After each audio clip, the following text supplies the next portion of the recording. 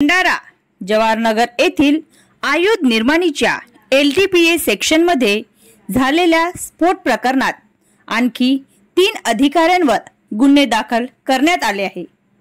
यापूर्वी 4 अधिकाऱ्यांवर गुन्हे दाखल केलेले आहेत।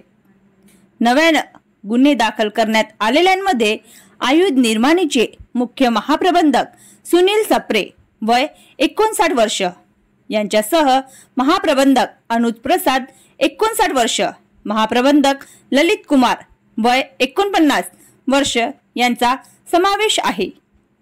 तसेच यापूर्वी 4 अधिकाऱ्यांवर गुन्हे दाखल आहेत। देवेंद्र रामदास मीना वय 49 वर्ष, सेफ्टी सेक्शनचे विभागीय अधिकारी। आदिल रशील फारुकी वय 46 वर्ष, ज्युनियर वर्क मॅनेजर मेंटेनन्स विभाग। संजय सुरेश धबाडे वय 44 वर्ष, सामान्य प्रशासन विभाग। आनंदराव मधुकरराव फाये वय 50 वर्ष, सेक्शन प्रभारी अधिकारी। या पदावर असलेल्या अधिकाऱ्यांवर कामात निष्काळजीपणा केल्याने हा स्फोट घडून आला व 9 कर्मचाऱ्यांचा यात बळी गेला।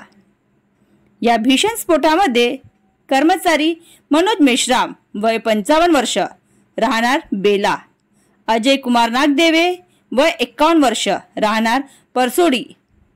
चंद्रशेखर गोस्वामी वय 49 वर्ष, राहणार आदर्श कॉलनी जवाहरनगर। अभिषेक चौरसिया वय 38 वर्ष, राहणार भंडारा। अंकित बारई वय 20 वर्ष, राहणार साहुली।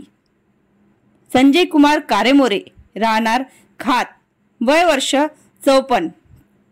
तर नागपूर येथे उपचारादरम्यान जयदीप बॅनर्जी वय 48 वर्ष, राहणार आयुध निर्माणी वसाहत भंडारा अशा एकूण 9 कर्मचाऱ्यांचा मृत्यू झाला, तर 4 कर्मचारी हे गंभीर जखमी झाले होते। आता या स्फोट प्रकरणात कामात निष्काळजीपणा करणाऱ्या 7ही अधिकाऱ्यांवर गुन्हा दाखल करण्यात आला आहे। जवाहरनगरचे पोलीस निरीक्षक भीमाजी पाटील यांच्या लेखी रिपोर्टवरून जवाहरनगर पोलीस ठाण्यात विविध कलमान्वये गुन्हा नोंद करण्यात आला। या प्रकरणी पुढील तपास भंडारा उपविभागीय पोलीस अधिकारी प्रशांत कुलकर्णी करीत आहेत।